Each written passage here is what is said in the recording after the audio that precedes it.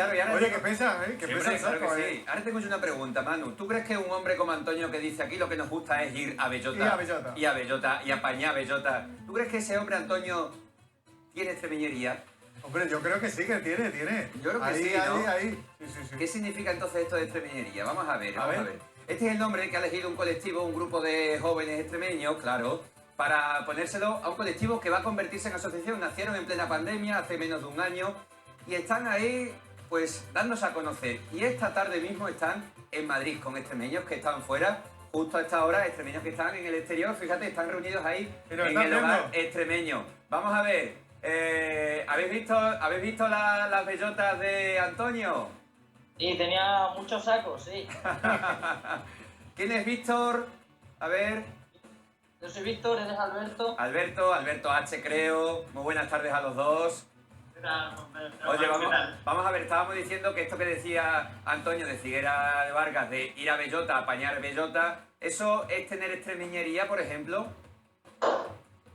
Sí, por supuesto. Yo creo que eso nos define. La bellota es un símbolo para Extremadura y evidentemente eso también hace de extremeñería. Como estamos aquí, ¿no? El escudo también con la bandera y bueno... la encina. Y con la encina también y en un sitio también que recuerda un montón a la simbología extremeña, incluida la bellota, claro que sí. Vamos a ver, para que la gente os vaya conociendo a este colectivo, que pronto queréis convertiros ya en plataforma, asociación, ¿qué pretende Extremeñería? ¿Cuáles son vuestras pretensiones?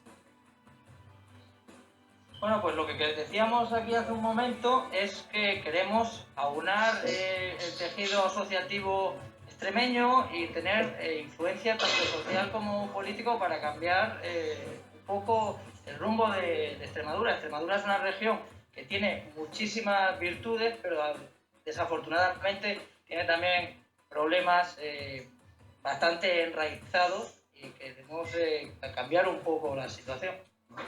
¿Qué queréis cambiar y qué queréis conservar? ¿Qué es lo que os gusta y qué es lo que os disgusta para que hayáis dado este paso? Bueno, creo que uno de los elementos o rasgos más importantes es que queremos unir a los extremeños que viven dentro de la región y que viven fuera, ¿no? Y trabajar de forma unida, de forma colectiva por eso, por cambiar nuestra tierra. Nosotros creemos que hay mucho trabajo todavía por hacer y que se puede influir mucho también desde la sociedad civil, no solamente desde el mundo de la política institucional. Y nosotros apostamos por eso, ¿no? Por desde la sociedad civil, desde el mundo asociativo, seguir organizándonos, seguir fortaleciendo también esfuerzos con otras organizaciones que ya existen, reconociendo también lo que ya existe y todo lo bueno que ha traído y sumar para seguir trabajando por lo que Extremadura merece, ¿no? Unas comunicaciones, unos transportes dignos, que se acabe la sangría de la inmigración, abordar una vez la cuestión energética que también nos está desangrando y otros muchos debates que están abiertos, ¿no? Y desde ese punto de vista, organizarnos, debatir e influir en las instituciones públicas y en el mundo de la política también para impulsar esos cambios. ¿Queréis unir desde dentro, también desde fuera? ¿Os estáis organizando fuera? Siempre se dice que fuera tenemos la tercera provincia, que son muchos los extremeños que se marcharon. ¿Hay posibilidad también de que, o qué posibilidades le veis, de que también esa tercera provincia se desinfle en algo y vuelva a Extremadura, que necesitamos población también? Bueno, si no hay oportunidades económicas, si no hay oportunidades de empleo, va a ser complicado mantener la población. Entonces hay que pensar en otras cosas, buscar otros sectores, no solo ser una comunidad extractiva y buscar que haya un empleo de calidad y sectores de calidad para que la gente se quede. Aquí la mayoría de la gente que ha salido a formarse y el problema es que una vez formados no pueden volver. Entonces, a eso hay que darle una vuelta de tuerca, pensar un poco cómo cambiarlo, ¿no? Víctor, Alberto, a pesar de las mascarillas se os ve muy jóvenes y por allí detrás se me hace ver a gente también jóvenes. No sé, ¿qué os mueve a dar este paso siendo jóvenes, teniendo que buscaros la vida todavía? ¿Qué os mueve?